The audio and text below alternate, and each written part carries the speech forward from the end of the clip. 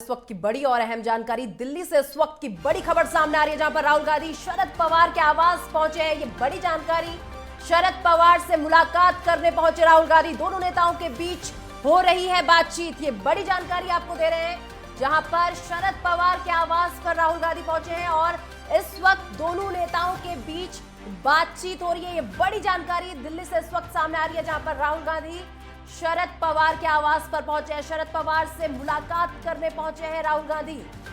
दोनों नेताओं के बीच हो रही है बातचीत।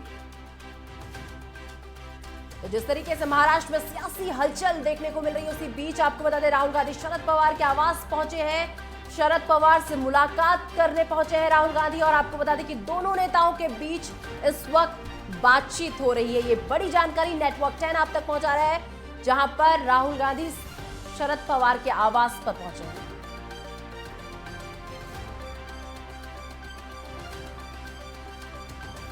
तो आपको बता दें जिस तरीके से महाराष्ट्र की राजनीति में हलचल देखने को मिली, उसके बाद अब ये खबर सामने आ रही है, जहां पर राहुल गांधी शरद पवार से मिलने उनके आवास पर पहुंचे और इस वक्त दोनों नेताओं के बीच बातचीत का दौर जो है शुरू हुआ है। दोनों नेता एक दूसरे से बातचीत कर रहे हैं। ये बड़ी जानकारी नेटवर्क 10 आप तक पहुंचा रहा है, जहां पर राहुल गांधी शरद पवार से मिलने उनके आवास पर पहुंचे हैं।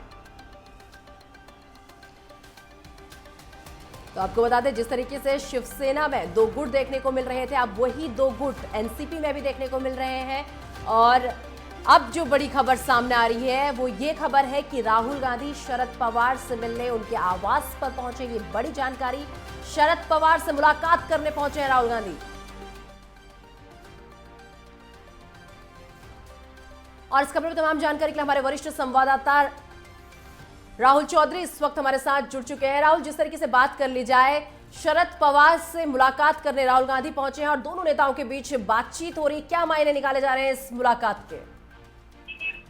देखिए, बिहार में जिस तरीके से एक नया जो संगठन है, एक नया जो गुट है, वो बनाने का जो प्रयास किया लोकसभा के चुनावों के दृष्टिगत रखते हुए नीतीश कुमार के बुलावे पर, उस मंच पर कांग्रेस के राहुल गांधी के अलावा तमाम बड़े नेताओं के अलावा शरद पवार भी थे।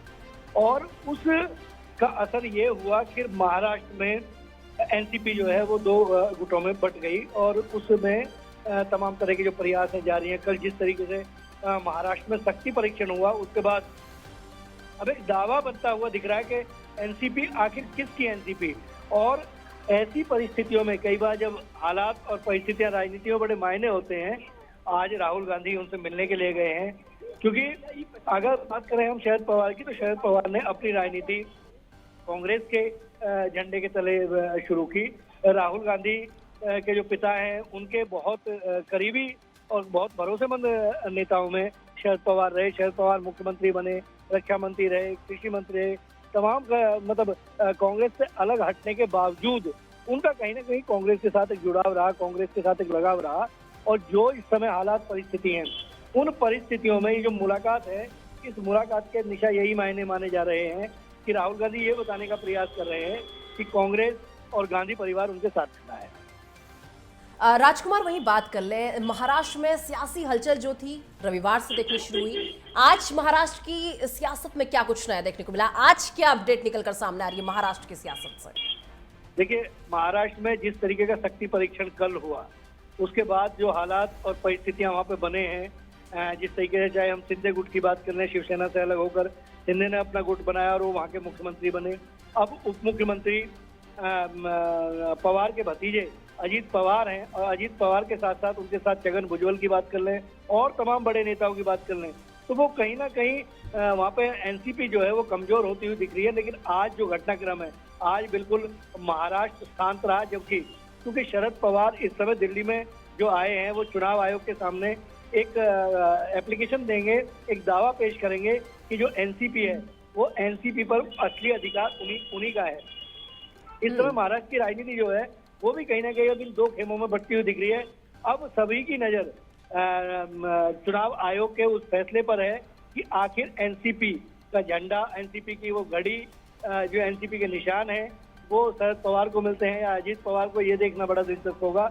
और इसी बात को दृष्टिगत रखते हुए शरद पवार ने अपना डेरा दिल्ली में डाल दिया है आज। लेकिन जहाँ तक मूल बात है कि आज राहुल गांधी जो उनसे मिले हैं, उसके बाद एक बात जरूर तय है कि अब लोकसभा के चुनाव में कहीं ना कहीं शरद पवार जो है वो कांग्रेस के साथ खड़े हुए दिखेंगे। बिल्कुल। चलिए, बहुत बहुत धन्यवाद राजकुमार हमारे साथ जुड़ने के लिए और ये तमाम जानकारी हम तक पहुंचाने के लिए।